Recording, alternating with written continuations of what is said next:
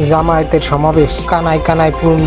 সরোয়ার্দী উদ্যান, রাজধানীর ঐতিহাসিক সরোয়ার্দী উদ্যানে বাংলাদেশ জামাতি ইসলামী জাতীয় সমাবেশে লাখ লাখ মানুষের ঢল নেমেছে। সমাবেশ শুরুর 6 ঘন্টা আগেই দলটির নেতাকর্মী ও সমর্থকদের উপস্থিতিতে প্রায় কানায় কানায় পরিপূর্ণ হয়ে গেছে সরোয়ার্দী উদ্যান। এছাড়া উদ্যানের বাইরেও অবস্থান করছেন জামায়াতের হাজার হাজার নেতাকর্মী। জুলাই গণহত্যার বিচার, লেভেল প্লেইং ফিল্ড নিশ্চিতকরণ এবং মৌলিক সংস্কার সহ 7 দফা দাবিতে এই জাতীয় সমাবেশের আয়োজন করেছে জামাত। সমাবেশে অংশ নিতে সারা দেশ থেকে প্রায় 10 লাখ নেতাকর্মীর উপস্থিতি আশা করেছেন দলটির নেতারা। দেশের বিভিন্ন জেলা থেকে বাস, ট্রেন ও লঞ্চ করে আসা নেতাকর্মীরা রাজধানীতে মিছিল নিয়ে সমাবেশ স্থলে প্রবেশ করেছেন। নেতাকর্মীদের অনেকের হাতে তাদের দলীয় প্রতীক, দাড়িপাল্লা শোভা পাচ্ছে। দাড়িপাল্লা ও দলীয় মনোগ্রাম সম্বলিত টি-শার্ট, পাঞ্জাবি পরে এসেছেন হাজারো নেতাকর্মী।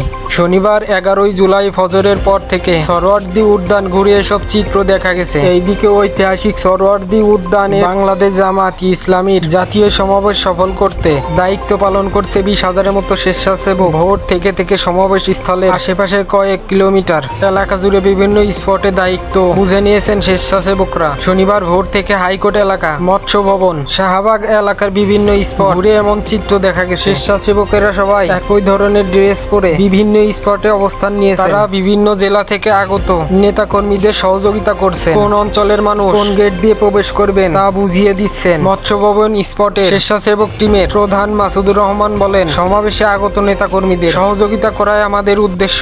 রাজধানী জুড়ে আমাদের 20,000 স্বেচ্ছাসেবক দায়িত্ব পালন করছেন। শুধু সরোয়ার্দী উদ্যানের আশেপাশেই দায়িত্ব পালন করছেন 6,000 স্বেচ্ছাসেবক। এদিকে শনিবার ভোর থেকে বিভিন্ন জায়গা থেকে খন্ড খন্ড মিছিল নিয়ে সরোয়ার্দী প্রবেশ করতে দেখা গেছে জামায়াতের নেতাকর্মী। জামায়াতের 7 দফা দাবিগুলো হলো: 1. 2024 সালের 5 আগস্ট ও অন্যান্য সময় সংঘটিত সকল গণহত্যার বিচার। 2. রাষ্ট্রের সব স্তরে প্রয়োজনীয় মৌলিক সংস্কার। 3. ঐতিহাসিক জুলাই সনদ ও ঘোষণাপত্রের পূর্ণ বাস্তবায়ন। 4. জুলাই গণঅভ্যুত্থানে শহীদ ও আহতদের পরিবারের পুনর্বাসন। 5. জনগণ প্রকৃত মতামতের প্রতিফলন ঘটাতে পিআর পদ্ধতিতে জাতীয় নির্বাচন আয়োজন। 6. প্রবাসীদের ভোট অধিকার নিশ্চিত করার জন্য সুনির্দিষ্ট ব্যবস্থা গ্রহণ। 7. রাজনৈতিক দল ও প্রার্থীদের জন্য সমান সুযোগ, লেভেল প্লেইং ফিল্ড নিশ্চিতকরণ।